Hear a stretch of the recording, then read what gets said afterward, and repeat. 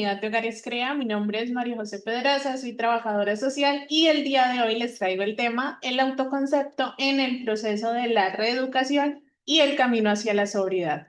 Quiero iniciar este espacio llevándolos a un momento de reflexión en el que identifiquemos que la forma en que una persona se percibe a sí misma influye directamente en su conducta, sus decisiones, sus emociones y sobre todo en los procesos de cambio. Hoy vamos a ver, conocer e identificar cómo ese autoconcepto que va de la mano con la autoestima influye en cada una de las esferas de la vida del ser humano y más relacionado hacia la enfermedad de la adicción. Vamos a iniciar por reconocer qué es el autoconcepto.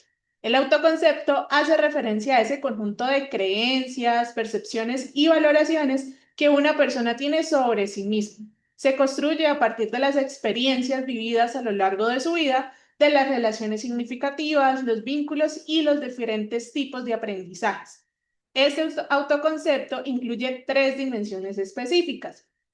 La primera, la dimensión personal, que hace referencia a cómo me veo a mí mismo, qué pienso de mí mismo y cómo me percibo a mí mismo. La segunda, la dimensión social, que hace referencia a cómo los demás me están viendo a mí mismo y qué están pensando o percibiendo de mí como persona. Y la tercera es la dimensión moral, que es cómo evalúo mis actos, cómo hago esa autoevaluación o esa valoración de si lo que soy, lo que estoy haciendo está bien o está mal. Reconociendo que este autoconcepto va de la mano con la autoestima, porque todo aquello que yo percibo, pienso y creo de mí mismo influye en si es algo positivo o es algo negativo. También esto se relaciona al tema de la adicción y la enfermedad. ¿Por qué? Porque teniendo en cuenta, la adicción afecta negativamente ese autoconcepto y da directamente en la autoestima y en la pérdida de la dignidad como seres humanos. ¿Cómo podemos ver esta relación entre autoconcepto y adicción? Primero, porque cuando hay la enfermedad, como mencionaba, baja la autoestima, se pierde esta dignidad, se refuerza la culpa, la vergüenza y todos aquellos aspectos que me hacen perder el valor como persona y ser humano. Por otro lado, se inicia una identificación en el adicto con ciertas etiquetas que le impone su familia, la sociedad y el entorno, como que es un problema, como que no sirve, como que siempre va a ser esa oveja negra que se identifica a nivel familiar y social. Y esto obviamente genera un ciclo repetitivo que afecta a esta valoración del adicto dentro de sí mismo y hacia las demás personas. ¿Cómo se ve este ciclo? Primero, está la adicción. Esta adicción genera un bajo autoconcepto, este bajo autoconcepto genera conductas disfuncionales o disruptivas. Estas conductas refuerzan el autoconcepto de manera negativa. Entonces, esa percepción que el adicto va a tener de sí mismo siempre va a ir inclinado hacia lo negativo y no tanto hacia reconocer lo positivo, sus cualidades, sus habilidades que le pueden permitir salir de ese espacio y de esa enfermedad para buscar un proceso y una transformación. Por eso es importante, familias, que reconozcamos que no solamente se trata de dejar el consumo en el caso de la adicción a las sustancias psicoactivas o si hablamos de otro tipo de adicción comportamental como a las apuestas, a las compras, al trabajo, entre otras, sino que se trata de reconstruir una identidad positiva que vaya sostenida desde los valores y los principios como seres humanos. Y aquí vamos a ver la importancia de trabajar este autoconcepto, no solamente para mejorar la autoestima, sino para los procesos de cambio y transformación en el caso de la enfermedad de la adicción, para un proceso de reeducación en donde se dé prioridad, no solamente que se deje esta conducta compulsiva, sino más que todo se trabaje a la persona, desde la sobriedad como un estilo de vida. En primera instancia, cuando se fortalece y se trabaja este autoconcepto, esto favorece la adherencia a procesos de tratamiento y transformación.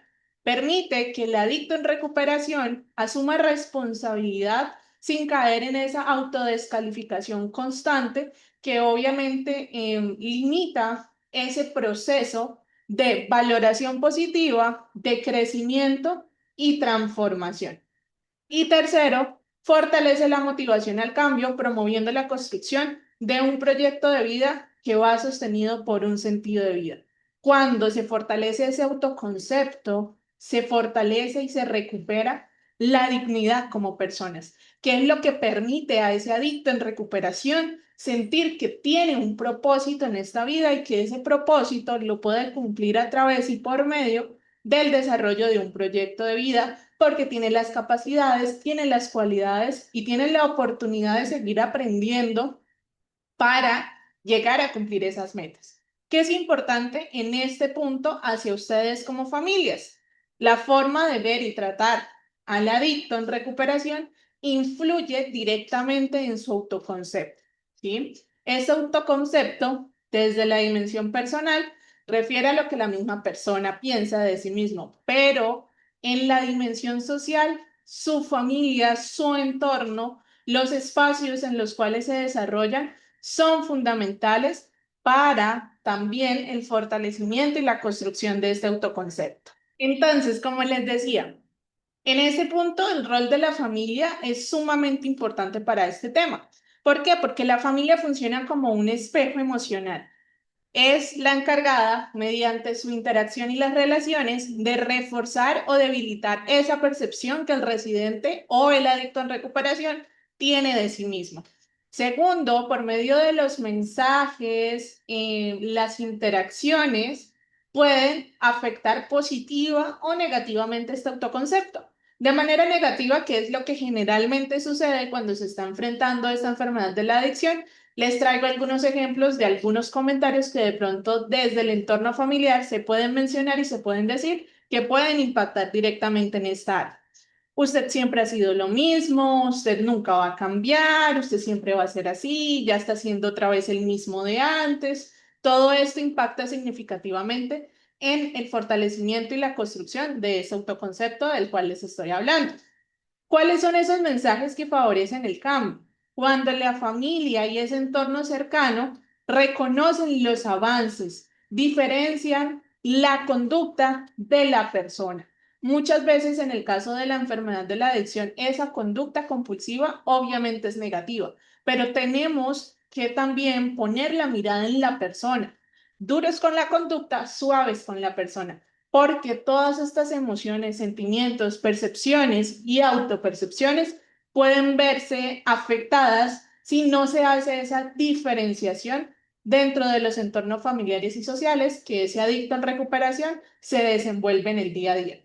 Por eso es clave, familias. Hay que corregir, porque sí tenemos que desarrollar unos límites, unas normas y un ejercicio asertivo de la autoridad, pero esta corrección tiene que ir sin descalificar a ese ser humano. Para continuar, vamos a ver algunos ejemplos en el contexto de la enfermedad de la adicción, en donde por medio de los mensajes de pronto no tan positivos pueden afectar directamente este desarrollo del autoconcepto. En el ejemplo 1, un adicto en recuperación que recae. La familia responde directamente con reproches, con señalamientos, desde el juzgar, el rechazar, el aislar y demás. Y esto refuerza en ese adicto la culpa, lo que aumenta el riesgo no solamente del consumo, sino de la conducta compulsiva que desarrolla. En un ejemplo paralelo, pero de forma positiva, en donde la familia valida el esfuerzo que ese adicto en recuperación está haciendo para poder trabajar su enfermedad, el adicto fortalece ese autoconcepto positivo y se genera un mayor compromiso y responsabilidad, no solamente sobre su propio proceso, sino sobre su propia vida. Por eso es importante que las respuestas familiares sean muy bien identificadas y muy conscientes, porque éstas pueden sostener o transformar ese proceso de cambio. Herramientas fundamentales para ustedes como familias, para que las tengan en cuenta, las apunten, las anoten y sobre todo las pongan en práctica dentro de sus entornos familiares. Primero, un lenguaje consciente en donde se eviten etiquetas, usar descripciones conductuales negativas que señalen, que juzguen o que rechacen. Segundo, el refuerzo positivo realista, en donde se reconocen los pequeños avances que puede tener ese adicto en recuperación mientras está en su proceso de transformación. Tercero, la coherencia, que lo que se dice concuerde y coincida con lo que se está haciendo. Límites claros es fundamental siempre. Apoyar, recuerden que no siempre significa permitir todo y sobre todo no significa permitir conductas inadecuadas. Hay que establecer límites y desarrollar desde el entorno familiar un ejercicio positivo de la autoridad. Y por último, la escucha activa. Esta escucha va de la mano con la comunicación asertiva, en donde se busca validar emociones sin justificar las conductas negativas que se puedan desarrollar con la enfermedad de la adicción. ¿Qué es importante que reflexionemos comunidad y familias en este espacio y en este entorno? Y es que el cambio no solo es dejar de consumir una sustancia, no solamente es cambiar una conducta compulsiva y dejar de hacerla, sino que se trata más que todo de reconstruirse como personas, de no solamente trabajar lo externo, sino sobre todo darle mucha importancia a lo interno. El autoconcepto es el eje central de la reeducación de un carácter y de una vida en sobriedad, porque es lo que va de la mano con la identidad. La familia no solamente tiene un rol de ser acompañante de forma pasiva, sino que influye activamente en todos los procesos de cambio y transformación de cada uno de los adictos en recuperación. Y eso hay que tenerlos claro. En el caso de la enfermedad de la adicción, recuerden que no solamente afecta a aquella persona.